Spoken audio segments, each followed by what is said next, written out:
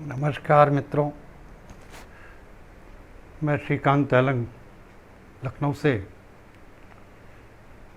Facebook पटल पर उपस्थित हूँ और मैं सम्मिलित हूँ आदरणीय डॉक्टर साहब सत्यप्रकाश जी के पटल पर जो आयोजित कार्यक्रम है कहाँ तक से जहाँ तक, इस पटल की मैं प्रशंसा करता हूँ और वर्तमान में जो कबीर पर परिचर्चा चल रही है वो बहुत ही बुद्धिमत्तापूर्ण है और हम सबको जो ज्ञान प्राप्त हो रहा है वो बहुत ही रोचक और बहुत ही शैक्षणिक है। इसी क्रम में मैंने पिछला एक अपना विचार रखा था। हालांकि मैं अपना एक पटल पर पृष्ठ बनाता हूँ, अपना पन्ना, अपनी बात, अपने विचार, लेकिन आज मैं इस पटल पर जुड़ करके श्रीकांत तेलंग अपनी कबीर पर एक जो दोहा है उस पर अपने विचार रखूँगा। दोहा है,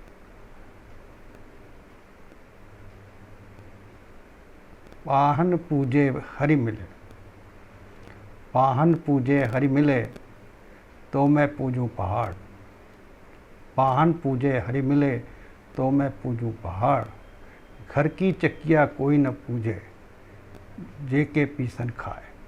हरि की घर की पूजा, घर की चक्किया कोई न पूजे जय के पीसे खाए। इसमें उनके जो भी भाव रहे हों, उन्होंने यही कहा कि पत्थरों की पूजा करते करते अगर हरि मिल जाता हो तो मैं पहाड़ की पूजा करूं, लेकिन जो घर में से रखा हुआ पत्थर है, जो घर में पाहन है, उसकी पूजा कोई नहीं करता। जिसके पीसे हुए का अन्य अनाज सब पूरा घर खा रहा है।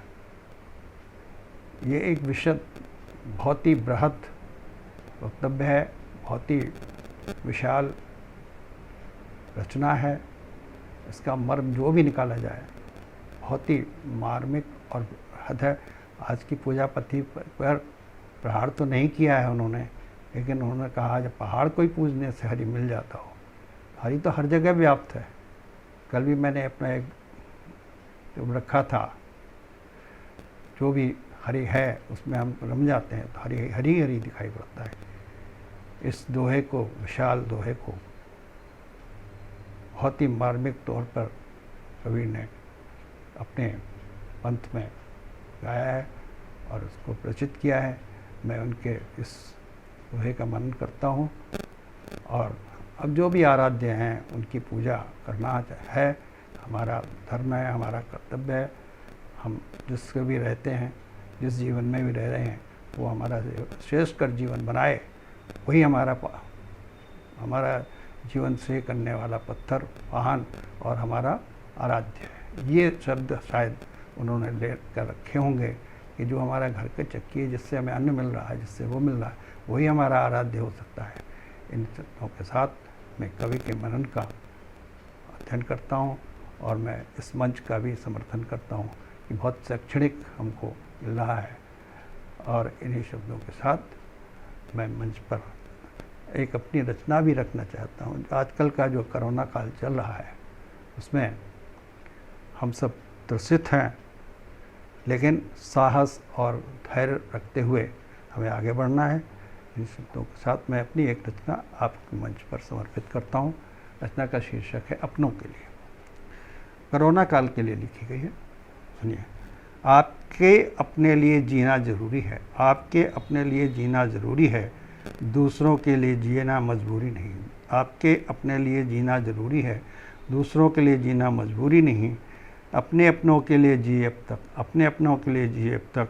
आज जाकर दिखा दो दूसरों को भी, आज जाकर दिखा दो दूसरों को भी। ज़रूरत है, ज़रूरत है, ज़रूरत के लिए हम भी तुम्हारे साथ हैं। ज़रूरत है, ज़रूरत के लिए हम भी तुम्हारे साथ हैं। जंग लड़ी है, जंग लड़ी है, बहुत सी ज़मीनी स्तर पर जंग लड़ी है, ज़मीनी स्तर पर बहुत सी, अब जंग है दूर से, हम भी तुम्हारे साथ हैं, अब जंग से हम भी तुम्हारे साथ हैं, सुरक्षा ही आपकी रक्षा का विकल्प हो सकता है। आपको सुरक्षित रखना है, खुद को सुरक्षित रखना है। इन कविता में जो भाव हमने रखे हैं वो दूरी के हैं कि हम दूर से भी आपके साथ हैं, आज लोगों को बताना है और अपनी सुरक्षा भी रखनी है। शब्दों के साथ इस कविता के विचार पे सुरक्षित रहिए, घर पे रहिए, मास्क लगाइए और कोरोना से दूर रहने के लिए अपने इन प्रयोजनों को इस्तेमाल करिए। इन शब्दों के साथ मैं अपने काव्य में विराम देता हूँ और पुनः आपसे मिलना चाहूँगा। फिर से मंच पर उपस्थित होकर के मैंने अपनी एक रचना, अपने भाव रखे हैं, मंच को समर्पित है। आदरणीय डॉक्टर साहब को शुभकामनाएं हमारे ओर से मंच पर। धन्यवाद, नमस्कार।